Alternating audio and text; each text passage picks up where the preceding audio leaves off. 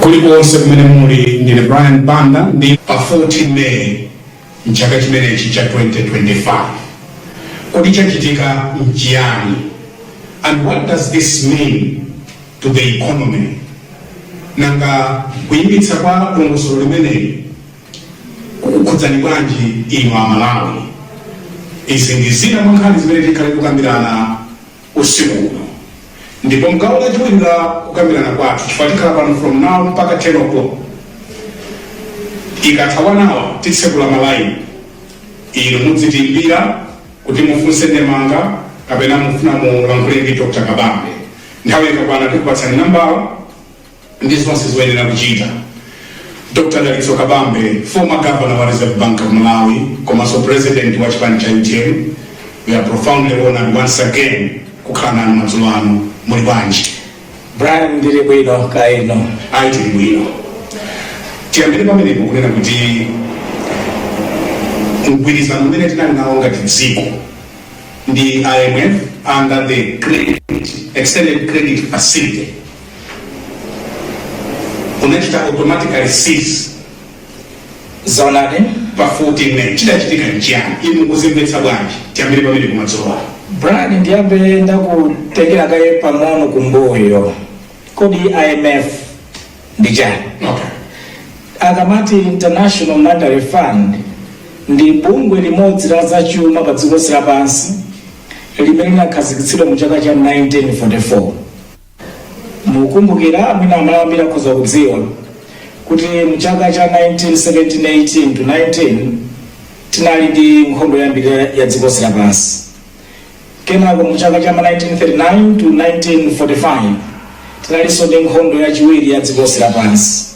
Ndiye nkhondo yapita kumapeto pakatipa tinadzakhala ndi chamati Great Economic Depression mu 1930 when stock market ya New York Stock Exchange inapanga crash ndi inapanga affect London Stock Exchange ndi ma stock exchange amanali kwa time manage. Ndi panali zinthu zazikulu ziwiri zimene zinachitika mu nthawi iyi, nkhondo ziwiri 1970-1920 komanso 1939-1945 komanso kugwa kwa chuma chonse cha dziko lapansi 1930.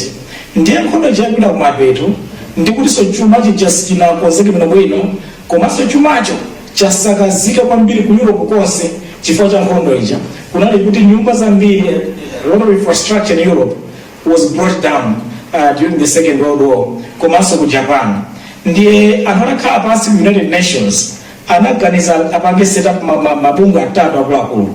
Bungwe loyamba amalitcha kuti World Bank mu 1944. Kuyambirirako imatchedwa International Bank for Reconstruction and Development imene zasanduka World Bank itsogolomo.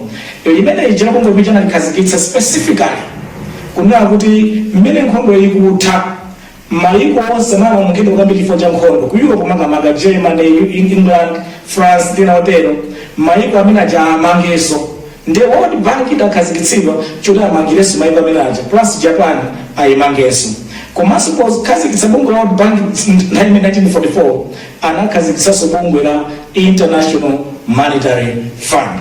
Cholinga chimene anakhazikitsa International Monetary Fund kwambiri inali kuti ziunika chuma amene chikuyendera cha maiko a dziko lapansi. Chifukwa chuma chikasokonekera malo amodzi, one stock exchange imene achita 1930 inakhuza maiko onse a dziko lapansi. Komanso mu 2008 tinapeza kuti chuma chasokonekera ku America chinakhuza maiko ena onse a dziko lapansi, amati contagion effect mu chizungu.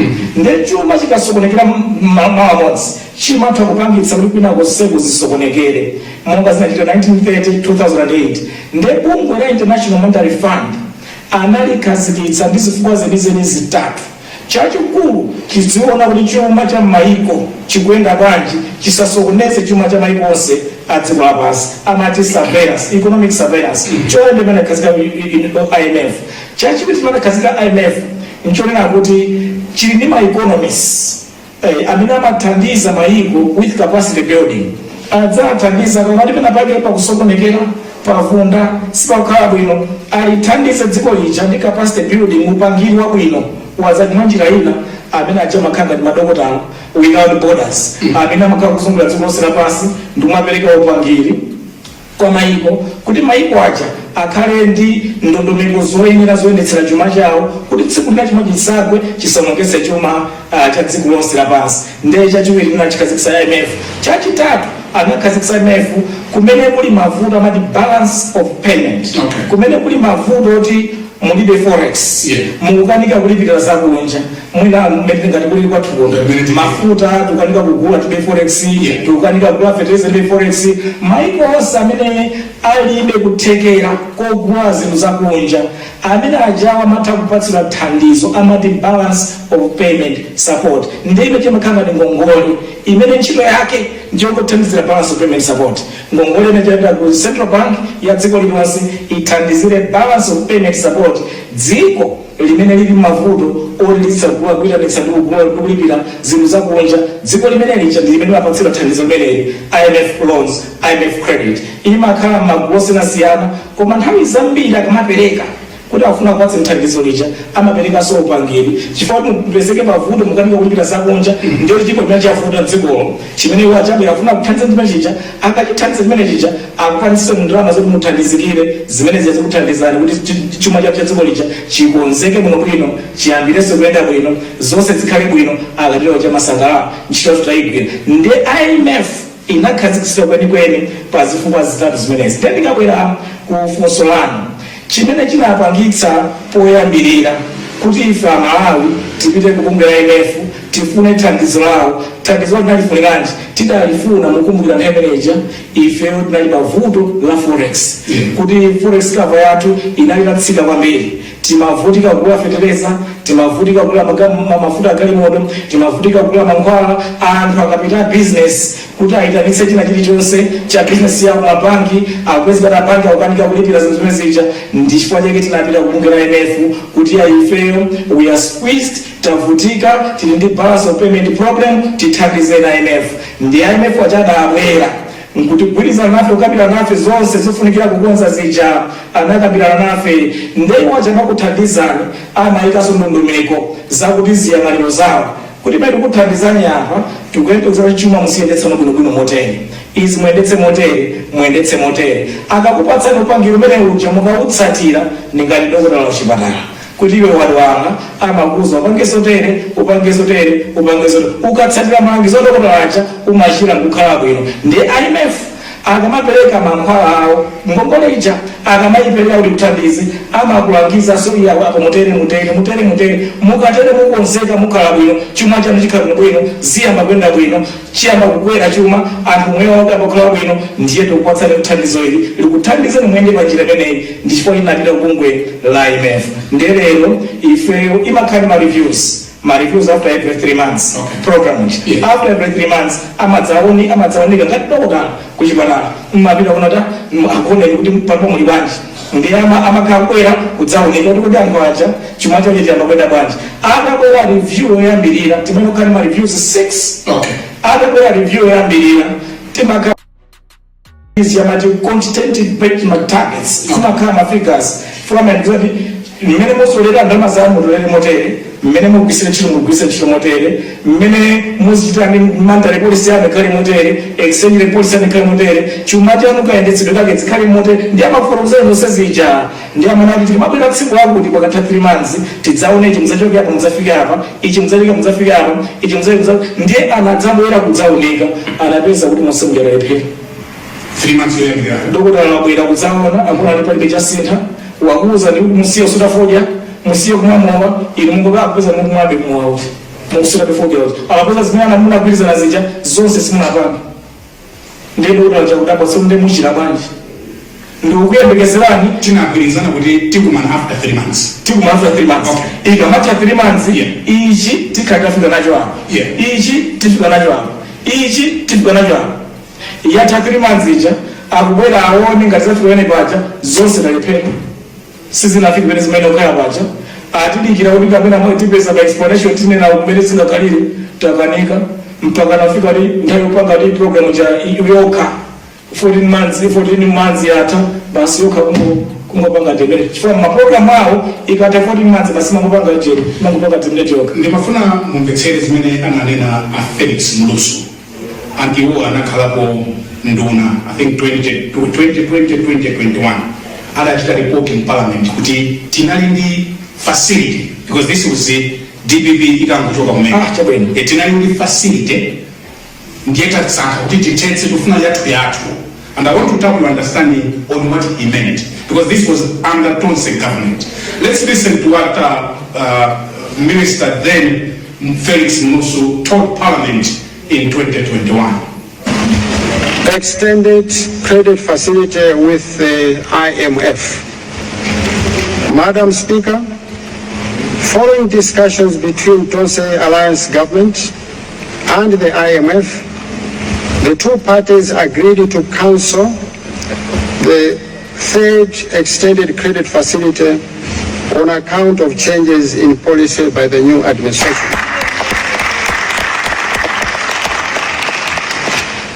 Going forward, Madam Speaker, it is expected that government will negotiate a new credit facility.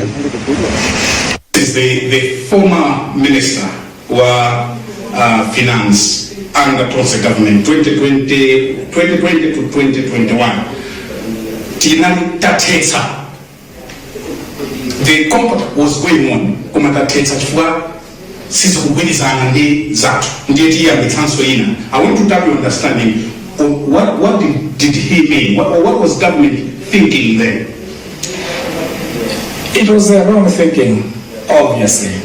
Chifukwa program ija ya 2018 ineyo na imodzi mwayo naga sainira nawo program ija. Tinaga sainira mu April 2018. Andicholinga change ndifane ndikuuze Brian 2018 tinapita kumasankho 2019 ndiye nthawi zambiri mukaliona dziko lathuli tikakhala ndi masankho chuma chathu chimaonongeka nthawi ya masankho. Mudziwa ndi budget imene timayipangira timapanga budget yosagwirizana ndi ndalama zimene tinazo timaononga ndalama zambiri chaka cha masankho tika zinthu zosiyana-siyana chifukwa takope anthu kumasankho. Ndiye ine mu 2018 ndi malemu Dr. Kudo Gondwe tinapita kwa president anthu ameneyo Professor Arthur Peter Mutharika kukapempha kuti tikuwakalaka kunaa kuti chaka chino tidutse masankho a 2019 opanda kuononga chuma chathu cha dziko lino. Mukumbukira mu 2018 tinakhala kuti tili ndi a stabilized economy. Mukati stabilize economy kuti chuma chikuyenda bwino ndiye kuti kukwera kwa mitengo ya zinthu chemati inflation inali mu single digit. Inali ndi single digit inflation kuchokera 2017 kufika mu 2018 timafuna kuti kukwera zinthu kwa zinthu kuja kusapangitse kuti kuyambe kukwera ifo taononga chuma chifukwa cha masankho. Ndiye timafuna kuti kukwera kwa zinthu mitengo ya zinthu ikhalebe yomverera. Fertilizer uchali 18,000 apitirire kukhala 18,000 mpaka kalekale. Chimanga chili 6,500 chipitirire kukhala kalekale. Soap wayi ujenali 50 kwacha apitirire kukhala kalekale. Timafuna kuti masankho a 2019 asatiwonongere chuma cha dziko lino chisaonongeke mpira mbuyo mosene. Muona kuti masankho osakamachitika chuma chimaonongeka.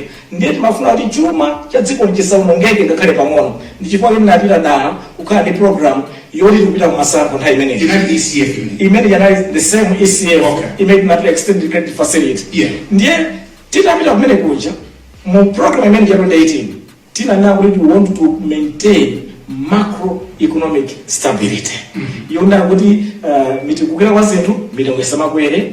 Yonena kuti kwacha nthawi janali stable tinali stable exchange rate ili pa 732 kambe 2017 ikhalibe pa 732 mpaka kalekale tikhalibe ndi stable kwacha. Ma reserves ndi manager ali 6 months of import cover timafuna ma reserve akhalebe tikhale ma reserves oti samavutike kugula zakunja tisakhale ma fuel queues samavutike kugula fertilizer tisavutike kugula mankhwala tikhale zonse za dziko lino chuma cha dziko lino chikuyenda bwino. Ma interest rate ungatukumbukira 2018 ndili governor tinatsitsa ma interest rate jamani policy rate the interest rate of the country inafika mpaka na 12.5%. Timafuna likhale kompacha ngongole ya business akutenga ngongole asimatenga pa milingo yokwera kwambiri ikhale mlingo wabwino. Tinkafuna zimene zijazo ndiye 2018 we had a macroeconomic stability situation and the economy was growing. chimene chimapangitsa kuti chuma cha dziko chizikula ndiye kuti ma fundamentals onse mu economy, low inflation, low interest rate, stable kwacha komanso ma reserves zimene zimapangitsa kuti chuma cha dziko chizikwera nthawi chimakwera ndi 6% ngati mukumbukira. Ndiye pafuna zimene zipitirire over time chifukwa chuma chikamakwera ndi chimapangitsa kuti moyo wa anthu mdziko ukhale wabwino. Ndiye program manager tinayipanga ndi zifukwa zimenezi chuma cha dziko lino chikhalibe chokhazikika komanso chidzikwera kuti moyo wathu ukhale wabwino. Ndiye objective ya program manager. Ndiye awabwera zonse zili bwino. Of course there was a strain imene achitika 2020 ndio nena kuti mbele boma la masindi panazapezeka pali COVID-19 inamba 2019 December ndikulowa 2020 COVID-19 manager komanso tinali ndipo protracted election and the double election 2019 ndi 2020 zimene zija ndi ma demonstrations anachitika pakati paja for the whole year slightly affected the economy. Actually, because of that, they needed more than ever before to maintain that program. Chifukwa program manager imapeleka prescription ya bwino kuna kuti chuma chipitirire kwenda bwino chonchi kuti mitengo ndisakwelebe kwa chakalebe kukhazikika ma reserves akhalepobe komanso chuma chidzikwerabe chuma cha dziko zimafunika na kuti ndalama zimene akutolera ndi ma tax revenue measures komanso ma expenditures zimene akuyendera zonse zikhale zabwinobwino komanso monetary and executive policies zonse zikhale akanapitirira ndi program manager. Ndiye kuti bwezi tilibe mavuto onsewa amene tikuwaona lero amene atipomboneza mutu lero kuti zimzakwera kwambiri my interest chakwera cancelling an already existing ECF in 2020 was a mistake. That was a dangerous prescription of what needed to be done in this country. That was a serious mistake. Chifukwa that cancellation has led to be where we are today. Okay. Kuti mavuto abwere lero anthu anasanafune kutsatira zoyenera kuchita in the circumstance afuna apangeza matoto bwa ndiani MCP njira yathu ya MCP yoti bangire zinthu zatumira ni MCP way.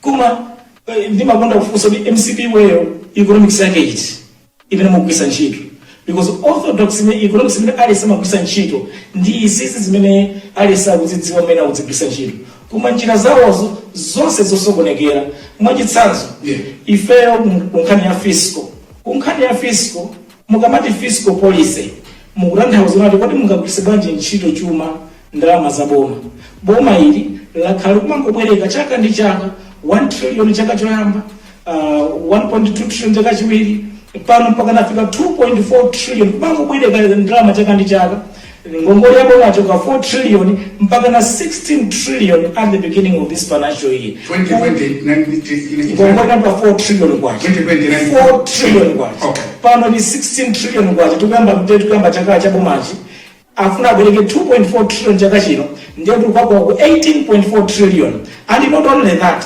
mafuta onsewa tukumwawa akungobwereka ngongole zokhazoka ma contract ambiri amene aperekedwa koko ali maria zokhaoka kunkhani ya mafuta PSF in red in deficit kuli zingongole zambiri ku PSF kuja zosalipiridwa anthu akumwa tupanga subsidize mafuta dziko lino aku Zambia akuzama mafuta dziko lino aku Tanzania akuzama mafuta dziko lino aku Mozambique akuzama mafuta dziko lino because our fuel price is subsidized and yet if forex tilibe tukupanga subsidize for people in Zambia to come and get fuel from this country.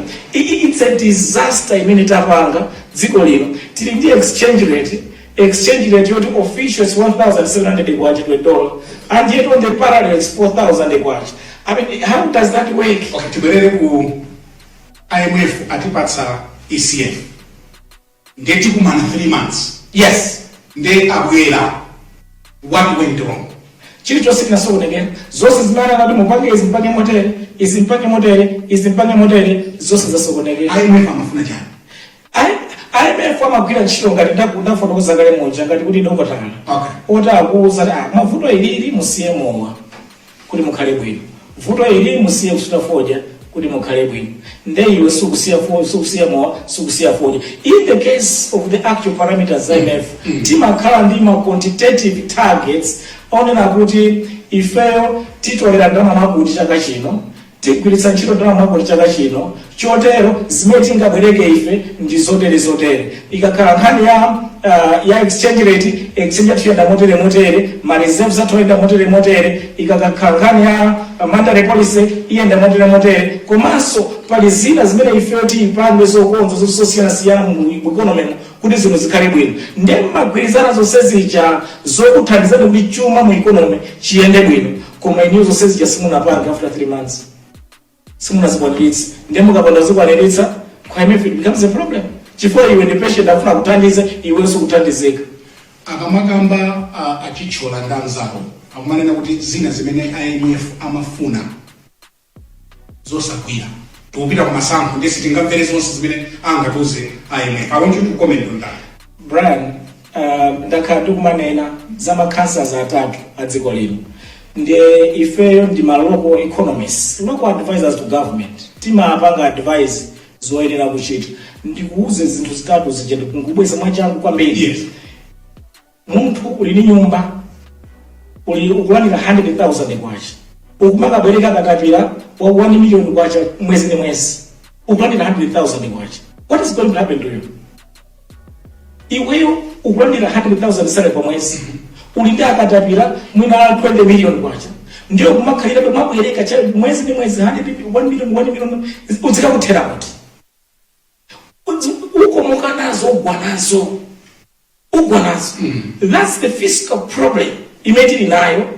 Tiliditsi Mongole is that is a 4 trillion kwacha Mongole.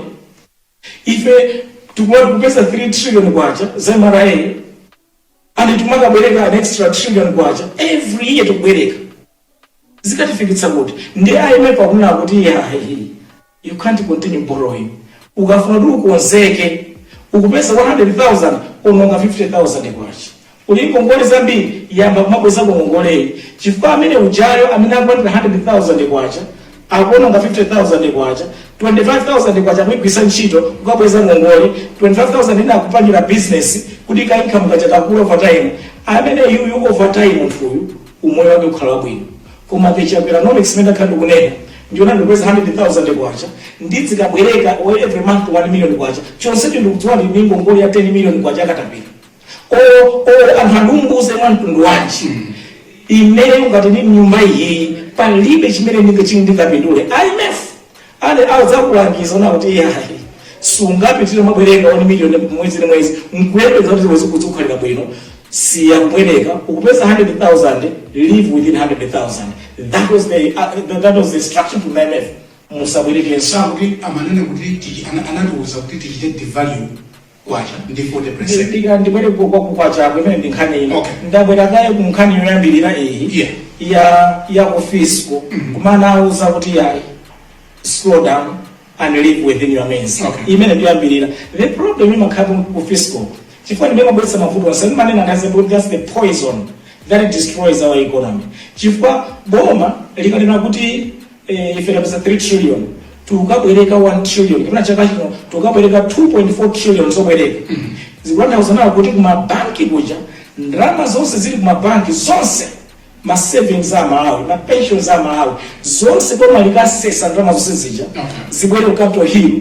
Koma Capitol Hill expenditure nthawi mbiri 70% imapita kugula zinthu zakunja.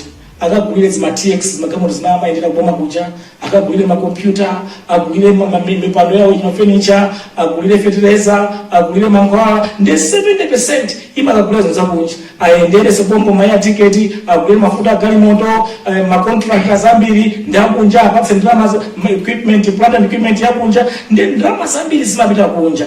So two problems. Mukabwereka kwambiri ngati boma. Mukabwereka kwambiri ndiye kuti mukazitenga ndalama zisiende banking system, ma pension ma savings anthu, private sector mwaipanga paralyze. Singatese kubwereka ndalama kumene kuja, chifukwa mabanki yacha apereka ndalama zonse kuboma, ndiye you are killing your private sector. 2.4 mwine nayo yukabwerekedwa mabanka kumalawi ndekuti iniyo kati muli savings ku banki muli pensions zonse azibwereka boma andi banki amakombera kwambiri mukamanena banki mupanga mapindu ambiri chifukwa ndalama zija amazibwereka na boma ndiye boma is risk free akabwereka 2 billion ka interest 10% zonse angwapatsa kata 90 days treasury bills and so forth. Ndi mabanka jama amakhala ndi customer chachikulu chakhuta bwino boma achibwereke ndalama chikamabweza interest mabanki so akulemera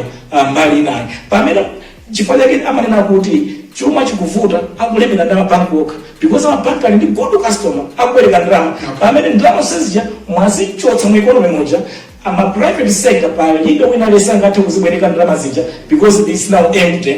Then ma business ambiri amalowa pasi amasokonera chonsechi mufuna kuti ma private sector akupangira na kulembera na anthu ntchito pamene ma business awa pasi. Ma private sector akutulutsireni katundu ambiri to grow up economy mwapanga paralyze sangati kupanga zimene zija. Ma private sector mwandu zitapanga export zambiri kunja akubwereseni forex mwapanga paralyze sangati kupanga sezija mapeto wake ndiye kuti economy yonse imatsika chifukwa ndalama zonse mwazitotsa mu economy mwakalipatsa boma limene silimapanga grow that money mwalanda amene akanapanga grow that money the private sector and in the process your economy collapses. Nchifukwa cha kwenda 2020 uzafika pano economy mwapoja kwenda by 1%, 2%, 1%, 2% and this is the first time in the history of the Republic of Ghana since 1964 for a 4-year stretch where the economy was growing between 1 and 2%. This is the first time, and the MCP government should check the record. It has never happened in this country for a 4-year stretch. This economy is going to grow by 1 to 2%. First time, it's going to grow by 4, 5, 6%. On higher malima pingu, mpaka nafika 9.8%. China, tungo kota chisanzo cha China mu 1964 per capita income yati matenga kuti zimene munthu amapeza on average pa chaka inali $163. Ife kumayi ndili pa $210. Kutanthauza kuti per capita income yo Malawi inali yolemera kuposa China 1964. Lero the 61 years down the line 2025 China per capita income ndi $17,000 per person. Malawi ndi $510 per capita per person. Tanguchoka 210 kuzafika 510. What a shame as a nation that we haven't done better. Koma chipangitsa kuti no zimzienda bwino the private sector. That's why they call them the engine of growth. Boma likati kusia ndalama zija siri kumatenga ndalama zija ma private sector will be using that money to do various business and grow the economy.